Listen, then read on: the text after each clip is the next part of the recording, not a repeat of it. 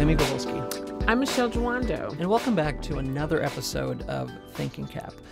Michelle, I got into work, opened my phone, and discovered that our president had made a major new policy shift. So on Wednesday, President Trump announced on Twitter that he would ban transgender people from serving in the military, in air quotes, in any capacity, in a Wednesday morning Twitter announcement. He cited the need to focus on victory, calling transgender troops a disruption and a costly burden for medical expenses, which would in turn reverse the Obama administration's decision that would have allowed transgender people from serving. The Obama administration lifted the long-standing ban against transgender men and women serving in the military in 2016, almost 5 years after the repeal of Don't Ask, Don't Tell. Now, transgender people have been serving in the military for decades. You'll remember, 6 years ago now? We had a big debate in this country about the Clinton-era Don't Ask, Don't Tell policy, which said that if you're gay, if you're lesbian, or if you're bisexual, as long as you don't talk about your sexual orientation, you could serve in the military.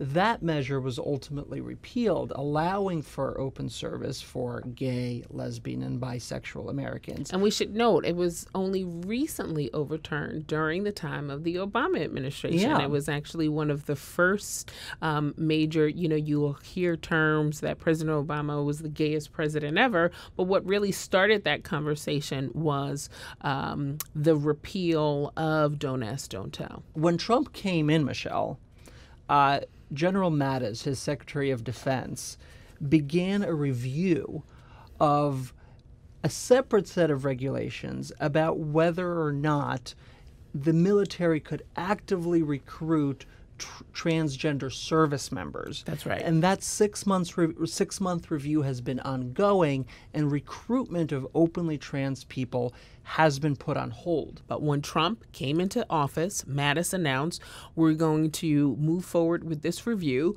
Most people assumed that this would take about a year and that we were anticipating getting results of the review by the end of the year, so December. And here we are, mid-year, July, when this announcement is made.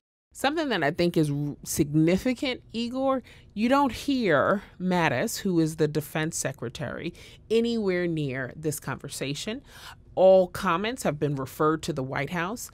And you wonder, Trump said his generals and military experts said he should move forward.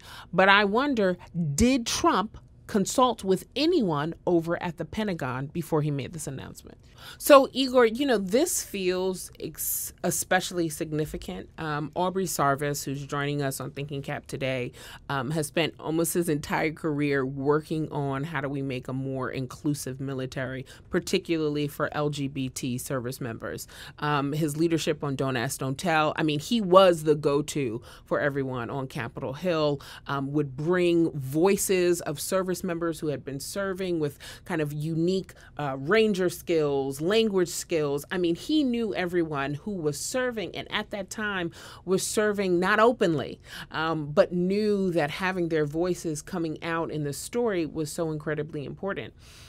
I think this moment is interesting for a few reasons. So one, you have Trump during the campaign saying that he was going to be a fighter for LGBT people. That turned out to be a lie. Right.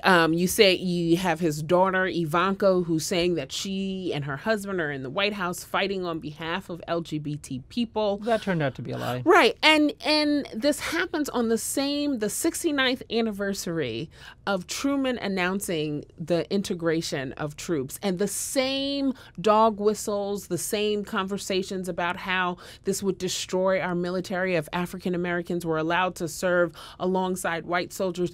The same arguments you see once again. And it really is such a, if that's your opinion of American service members, that they can't serve alongside African Americans, or they can't serve alongside women, or they can't serve alongside gays and lesbians and bisexuals, or now trans people, then you haven't met too many service members, That's frankly. right. That's right.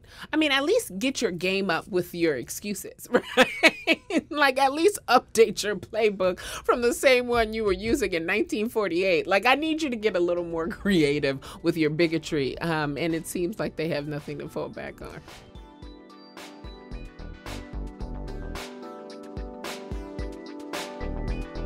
This week on Thinking Cap, we are so excited to be joined with none other than Aubrey Sarvis. Aubrey is a U.S. Army veteran. He's a lawyer and the former executive director of the Service Members Legal Defense Network, a group, an organization that was decisive in the repeal of Don't Ask, Don't Tell.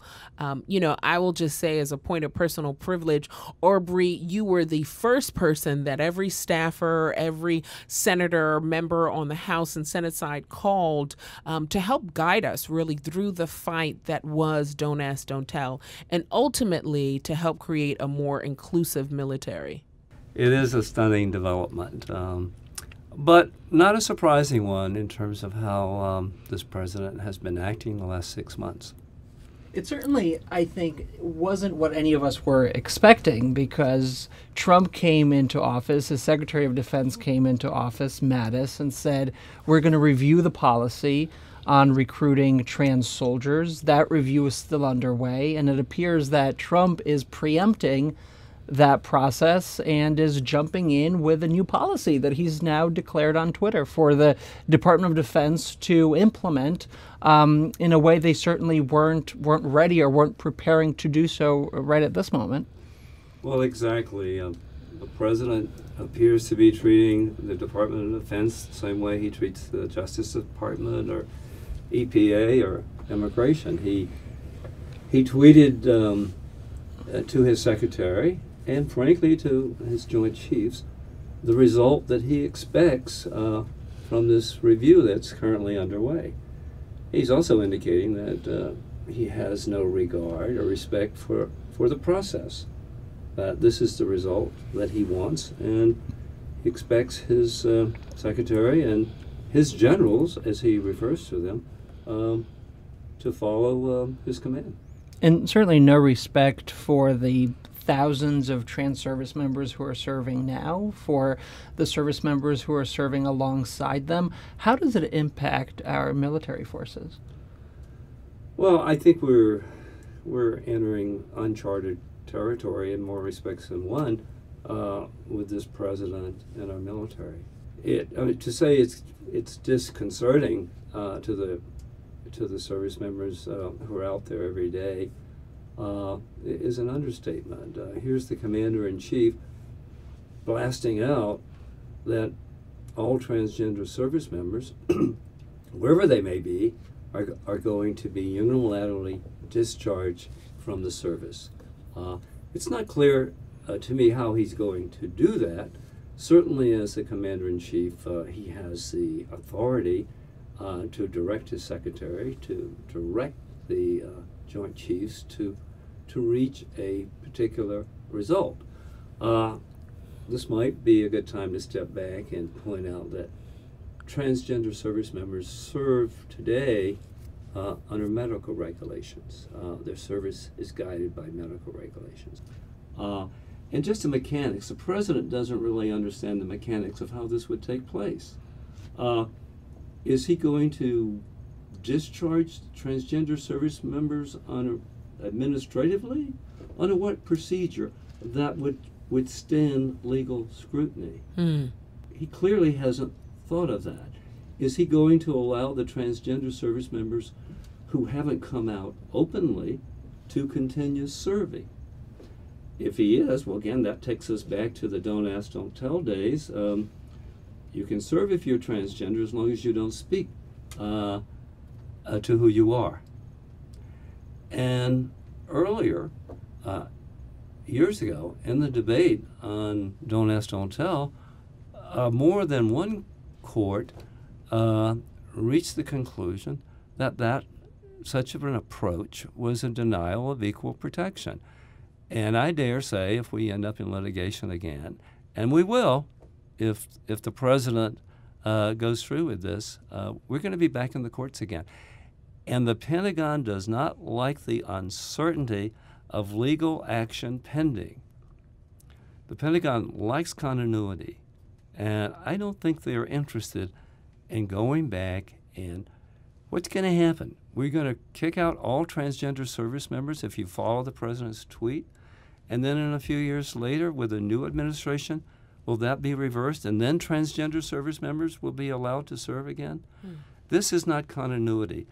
The Pentagon counts on, depends on, needs continuity for our national security, the very thing the president claims he's concerned about. But the president has two ways of accomplishing what he tweeted out. He can direct that the regulations be revised, rewritten by each service to prohibit transgender service. And or he can work with a team of members of Congress who agree with his position and attempt to have transgender service prohibited by federal statute. In other words, a revisit of Don't Ask, Don't Tell, but this time specifically excluding transgender service members by statute. You know, I find it, President Trump and his administration announced this week that this would be American Heroes Week.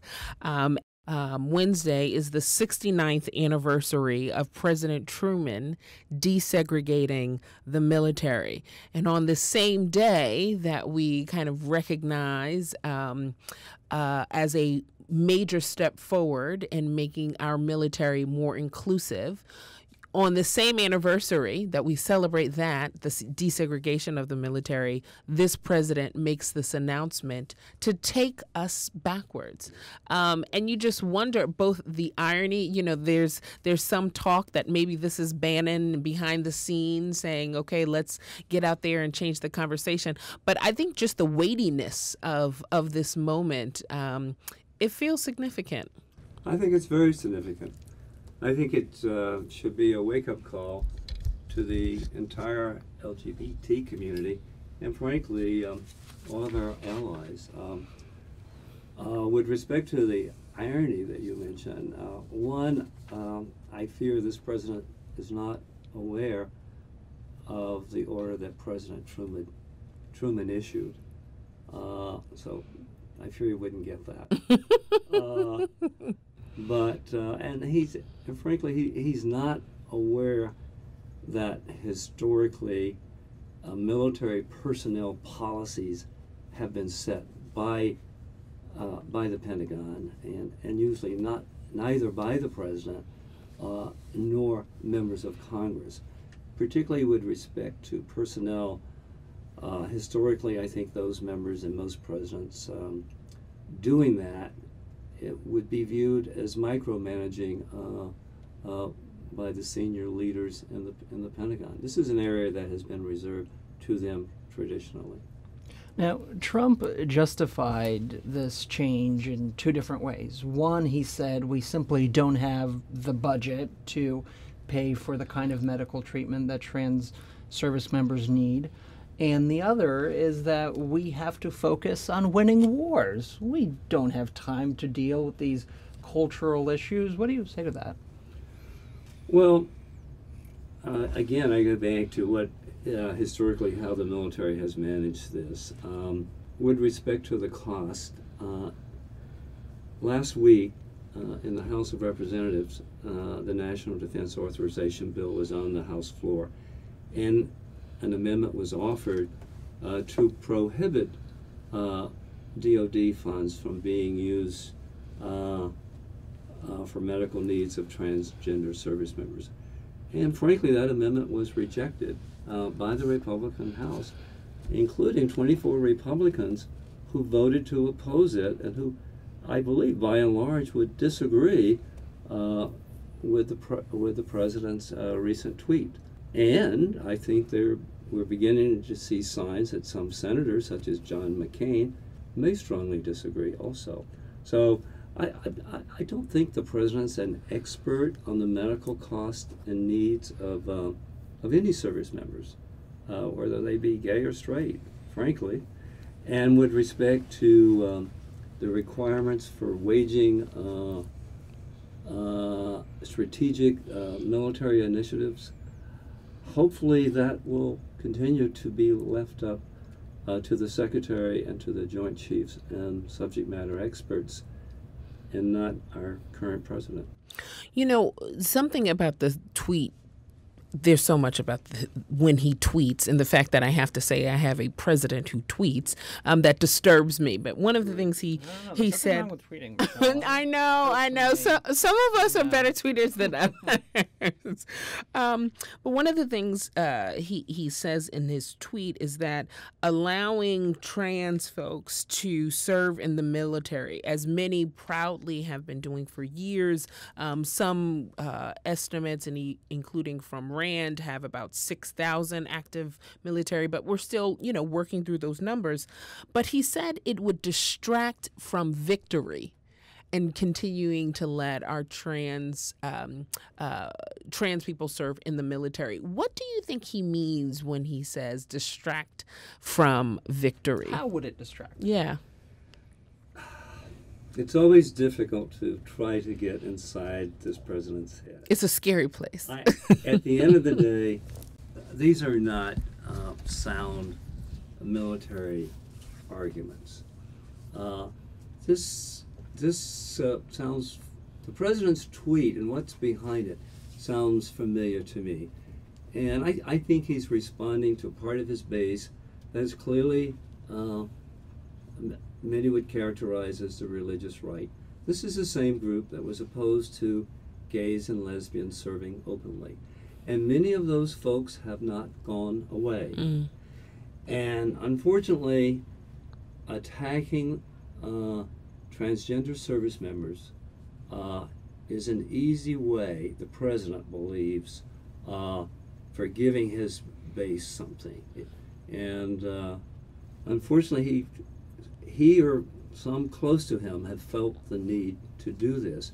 He's interjecting himself in the middle of this process that has been going on. It's been an orderly process, and he's short-circuiting it by directing, through his tweets, the Secretary and the Joint Chiefs and others as to the result that he wants. There's also a larger question here. This is how the Commander-in-Chief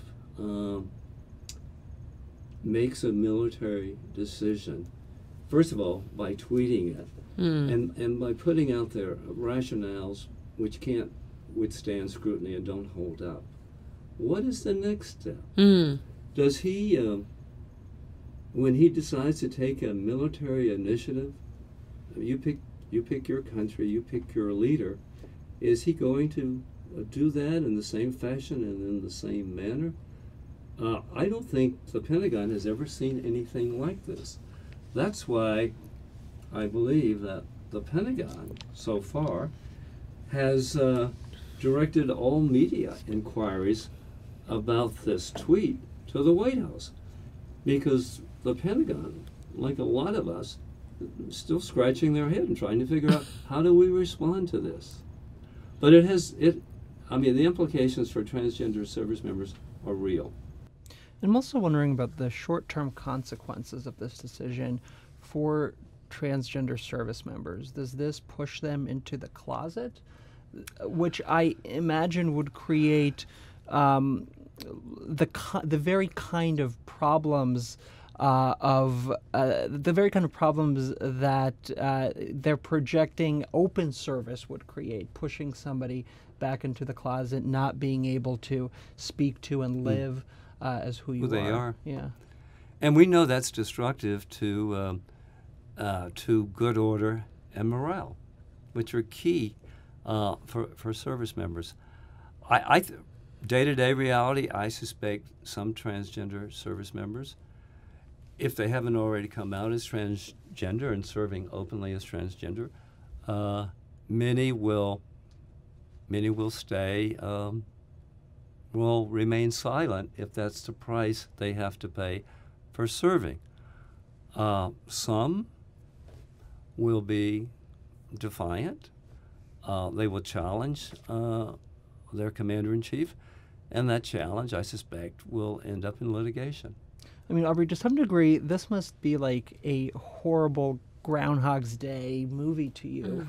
All of the very arguments we heard against repealing Don't Ask, Don't Tell, that readiness would be compromised, that soldiers and service members would be so distracted from serving with gay people that the army would just dissolve in some way. And we heard the same thing when women came into the military and Exactly. African Americans. And the same thing with African That's right. Americans. That's And right. none of those were ever None of those realized. things And ever here you have them back came again. about. Yeah. Well, that's why I say go back. I don't think this is grounded in sound and rational military policy.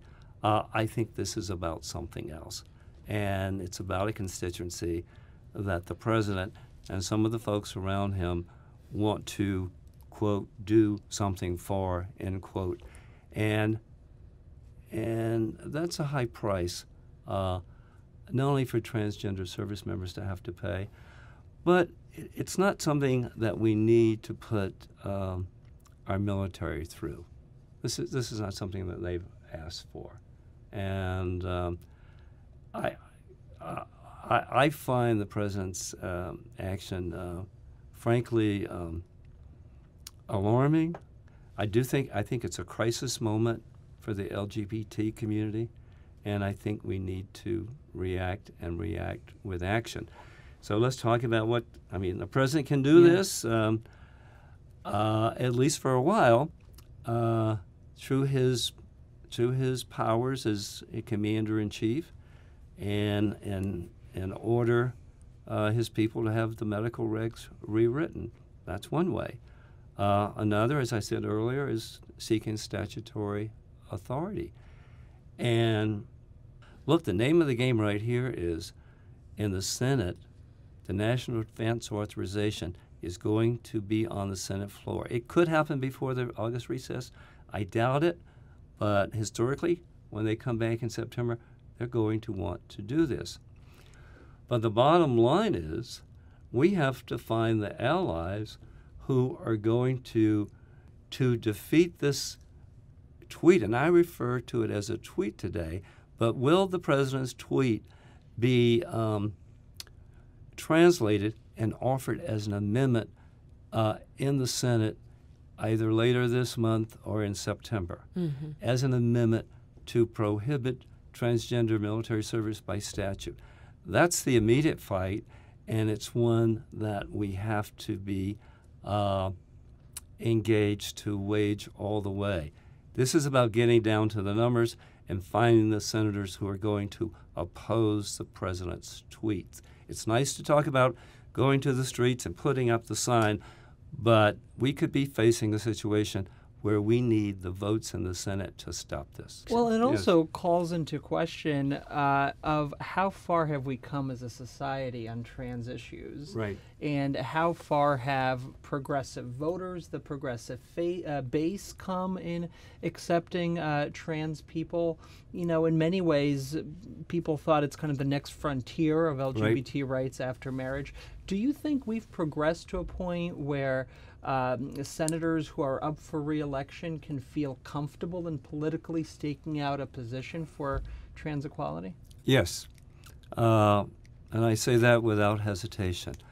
Here's something that I think would give some comfort to all senators and congressmen.